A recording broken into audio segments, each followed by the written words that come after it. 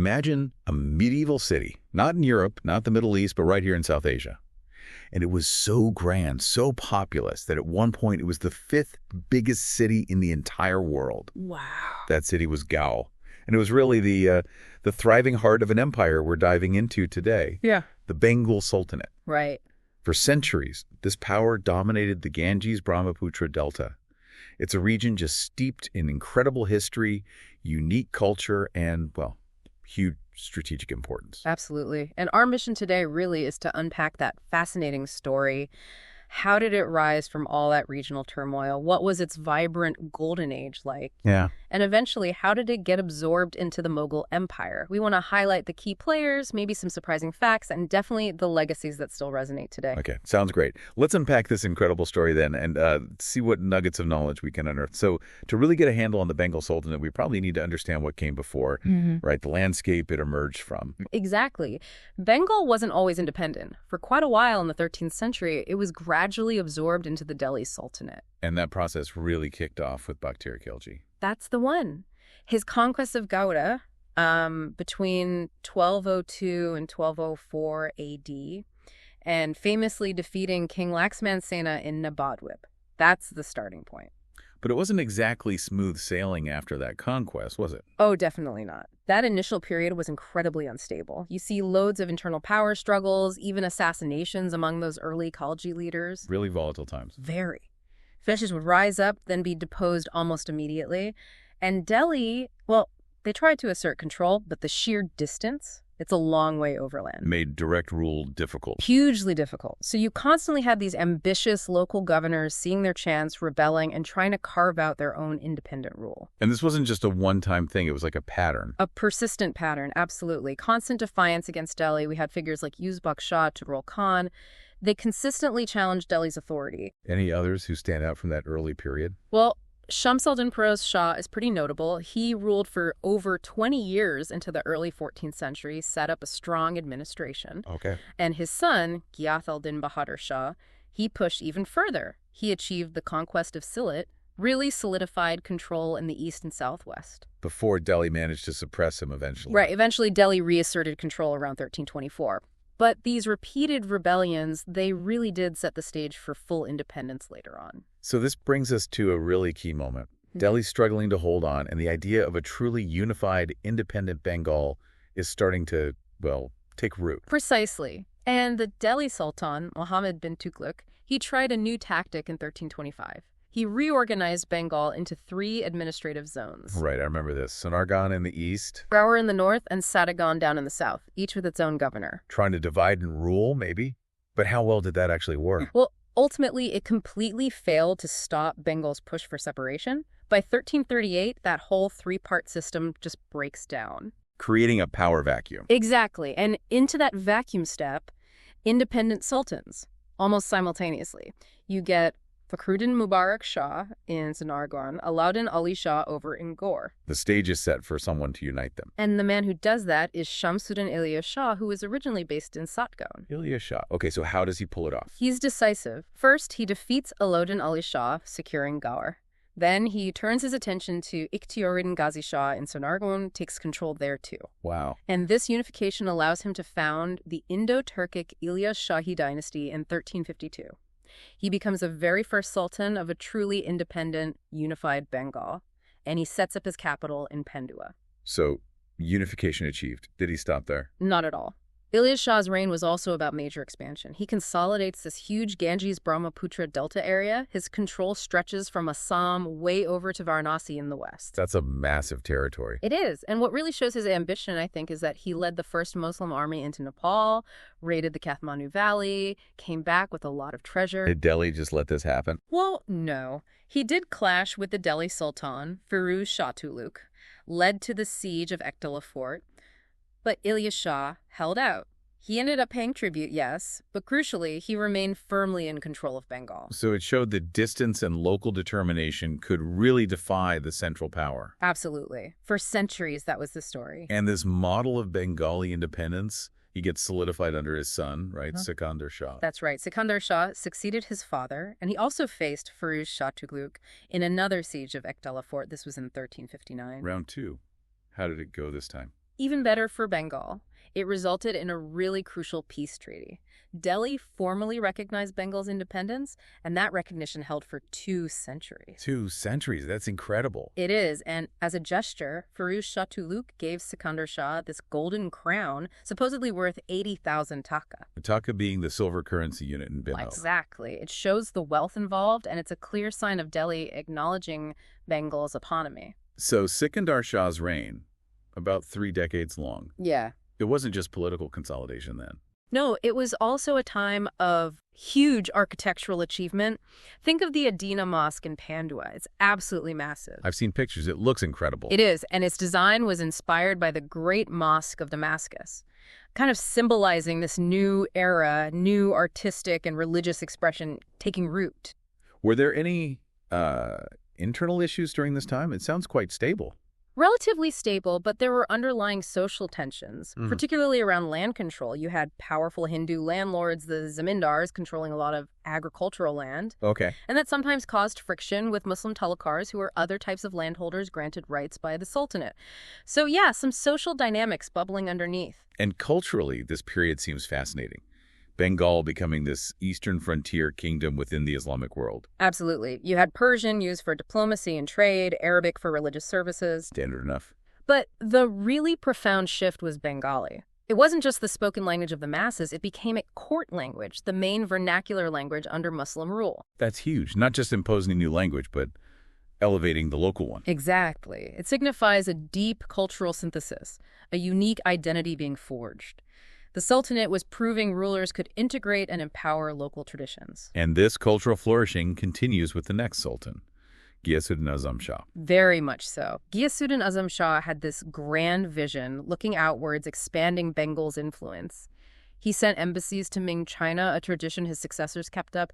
He even sponsored building projects in Arabia. Wow, really projecting power and prestige. Definitely. And what's really remarkable, I think, is his personal correspondence. He exchanged letters and even poetry with the famous Persian poet Hafez. With Hafez. Yeah. That speaks volumes about the court's intellectual life. It really does. And his main court city, Sonargaon, wasn't just a political capital. It was a vital river port. Think massive shipping links to China, Southeast Asia, the Middle East. A major metropolis, plus a center for Sufi learning and Persian literature. Sounds like a truly vibrant hub. But things didn't stay smooth forever for the Ilyas Shahi dynasty, did they? Early 15th century sees some challenges. Right. Their rule got temporarily disrupted. There is this powerful Hindu landlord, Raja Ganesha from Dinajpur. He actually managed to put his son on the throne in 1414. His son? But wasn't the Sultanate? Yes, his son, Jalaluddin Muhammad Shah, had converted to Islam. Okay. That makes sense.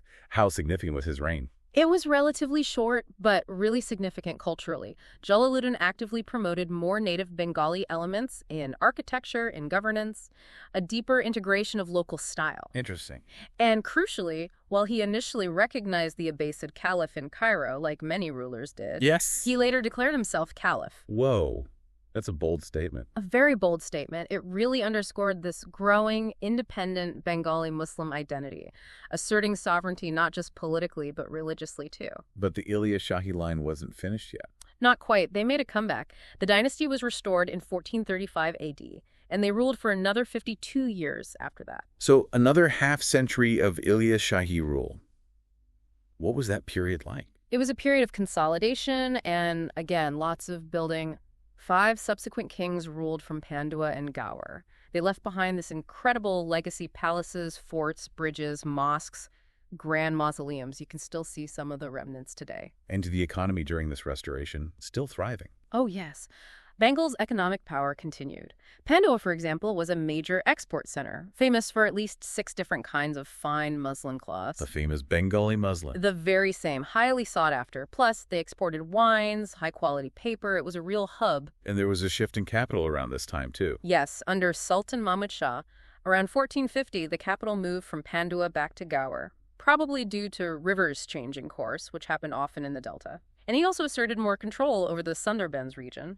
Okay, so after this Ilyas Shahi restoration, things change again. We get the Habshi dynasty. That's right. A short-lived, but again, impactful dynasty, ruled from 1487 to 1494. And what's notable about them? Their origin. The rulers were Habshi, meaning they were of African descent, specifically Abyssinian or Ethiopian. Really, African rulers in Bengal. That shows incredible diversity. It really does. Shahzada Barbek founded the dynasty, and maybe the most capable ruler they had was Saifuddin Firuz Shah. But it was a brief period. Leading into what many call the Golden Age. Exactly. The Habshi period sort of paved the way for the Hussain Shahi dynasty, which starts in 1494 and lasts until 1538. And this is often seen as the peak. Many historians think so. Alauddin Hussain Shah took power in 1494, ruled for 24 years, and brought an end to that recent instability. His reign and the dynasty that followed saw remarkable stability, prosperity. What contributed to that? A key factor seems to be the administration. There was significant joint service by both Muslims and Hindus in the royal administration. This fostered a kind of unique blend of governance, a real cultural integration that seemed to work well. A truly golden age then. And territory-wise. Yeah. Did they expand? Oh, massively. Under Hussain Shah, the Sultanate's reach was incredible. Included parts of Arakan, Orissa, Tripura, Assam, including the famous conquest of Kamata in western Kamrup. Wow. And they pushed west, too, beyond Bihar, right up to Saran and Jaunpur. That's encroaching on Delhi Sultanate territory, isn't it? It absolutely was, and this led to a major confrontation that really proved Bengal's strength. The Sultan of Jaunpur was invaded by the Lodi dynasty of Delhi and fled to Bengal for refuge. Okay, so Bengal sheltered him. They did, and the Delhi Sultan attacked Bengal in pursuit.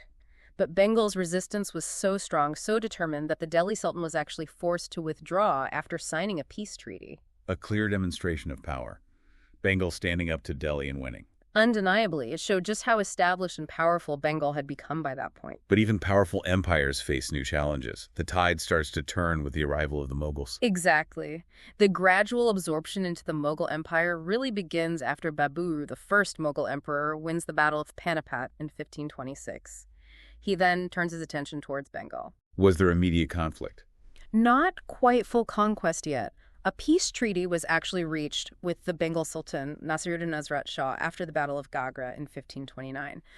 But the Mughals were definitely on the scene. And this period also sees the rise of Sher Shah Suri. An absolutely pivotal figure, Sher Shah Suri. He was an ethnic Afghan, initially served under Babur, then became governor of Bihar. Okay. Then, while Babur's son Humayun was off campaigning elsewhere in 1537, Sher Shah saw his chance. He attacked Bengal, defeated the Sultan, and established his own Suri dynasty there. So he took Bengal for himself, not for the Mughals? Exactly. He carved out his own empire, and then he famously defeated the Mughal Emperor Humayun himself twice, at Chausa in 1539 and Kannauj in 1540. Right, he drove Humayun out of India for a time. He did. So Bengal became part of the Suri Empire, ruled by governors from Sher Shah's capital over in Sasaran, Bihar. But that wasn't the end of independent Bengal, was it? It seems to keep bouncing back. It does. Bengal's spirit of independence was hard to kill. After Sher Shah Suri's son, Islam Shah Suri, died, the last Suri governor in Bengal, Muhammad Khan Sur, rebelled. And reestablished the Sultanate. Yes, in 1554. He set up the short-lived Muhammad Khan dynasty, so a brief return to independence. Leading us to the final dynasty, the Karranis. The Pashtun Karrani dynasty, yes. The last ruling dynasty of the Bengal Sultanate from 1564 to 1576. Founded by? Taj Khan Karrani. His successor, Suleiman Khan Karrani, moved the capital to a place called Tanda and really expanded the Sultanate again. Its territory stretched from Coch Bihar way up north, down to Puri in Orissa, and from the Sun River in the west across to the Brahmaputra. A huge, rich territory, which must have made the Mughals very interested. Extremely interested. By this point, under Emperor Akbar, the Mughals were determined to absorb Bengal's wealth and resources. And Akbar was the one who finally managed it. He was. The decisive battle was the Battle of Tukaroy in 1575. Mughal forces basically overwhelmed the Bengal army, then led by Daud Khan Karrani, the last sultan. Leading to a treaty. The Treaty of Cuttack, yes. But it didn't last. The final end came quickly. Akbar defeated and executed Daud Khan Karrani at the Battle of Raj Mahal in 1576. And that marks the formal end. That's the formal beginning of Mughal rule in Bengal. So this whole process of absorption, from Babur's first treaty in 1529 to Akbar's final victory in 1576, took about 47 years. It spanned the end of the Hussain Shahi, the Suri interlude, the Muhammad Khan dynasty, and finally, the Karranis. What a journey. So, the Sultanate might have fallen, but its legacy must be significant. What stands out when we look back, especially the economy? Oh, the economy was hugely significant. Bengal had this really vigorous shipbuilding tradition, especially for riverine transport, but also seagoing vessels. Their ships were known to be among the largest in Southeast Asian waters in the 15th century. Really? That's impressive engineering. It is. They traded extensively, for example, sending rice to the Maldives and getting cowrie shells back, which were used as currency across the Indian Ocean region. And the textiles. Ah, yes, the unique product. Fine muslin cotton textiles, incredibly delicate, luxurious cloth. Even Marco Polo noted it. That was a massive export. How did they manage finances for all this trade? Large transactions used silver coins called taka, and overland trade routes, like the Grand Trunk Road, connected Bengal to northern India, allowing all these trade profits to accumulate. It was a seriously wealthy region. And the territory itself was vast, with vassal states and raids far beyond its borders? Absolutely. They controlled a circle of vassal states, Odisha, Arakan, Tripura, and their influence through raids and conquests reached Nepal, Assam, Jaunpur, Varanasi. They were a true regional superpower. You mentioned mint towns. Yes, they designated 22 cities as mint towns, places where the taka currency was officially produced. It shows a kind of decentralized but organized economic system supporting this large state. Now, even after the Mughal conquest in 1576, the resistance didn't just stop, did it? You mentioned the Burabuyans. Right, this is fascinating. Even after the formal Mughal victory, a large part of eastern Bengal, the Badi region, remained outside direct Mughal control for decades, well into the early 17th century. Oh. Thanks to the Burabuyans. This was a confederation, basically, of 12 powerful aristocrats, landlords, former nobles of the Sultanate. 12 warlords almost. Kind of, yeah. Their leader was Isa Khan, himself a former noble. They controlled the complex waterways of the eastern delta, and crucially, they had large river fleets. Isa Khan, another Buyan named Bahadur Ghazi, they commanded serious naval power on the rivers. Which would be key in that delta environment. Absolutely key. It allowed them to effectively resist Mughal armies trying to navigate those intricate waterways. It shows this incredible local resilience, power continuing even after the central state had fallen. And finally, the architecture. We touched on the Adina Mosque, but Gaur and Pandua as capitals. Just magnificent. Gaur, remember, was the 5th largest city in the world around 1500. Think grand royal palaces, fortified citadels, watchtowers, canals, incredibly elaborate tomb architecture. A real statement of power and culture. Definitely. These structures, even the ruins, are a powerful testament to the Sultanate's wealth, artistic vision, and engineering skills. A lasting physical legacy. What an incredible deep dive this has been. We've journeyed through centuries of this really powerful, culturally rich, economically vibrant empire that for so long stood independent against massive odds. It really was remarkable. And if you think about the bigger picture, the Bengal Sultanate is this powerful example of how regional powers could not only survive, but truly flourish and exert huge influence. They fostered these unique cultural blends, these dynamic economic networks. And resisted huge empires for centuries. Exactly. You have to consider how that deep history, that resilience, that trade focus, that cultural synthesis, how it might still echo in the identity and character of Bengal today. That's a great point. And it makes you wonder, doesn't it, what other hidden histories are out there in regions like this? Stories that maybe reshaped global narratives more than we realize, waiting for us to uncover them. That is a fantastic thought to leave everyone with. We really hope you enjoyed this deep dive into the Bengal Sultanate, and maybe take a moment to think about what stood out most to you from this incredible slice of history.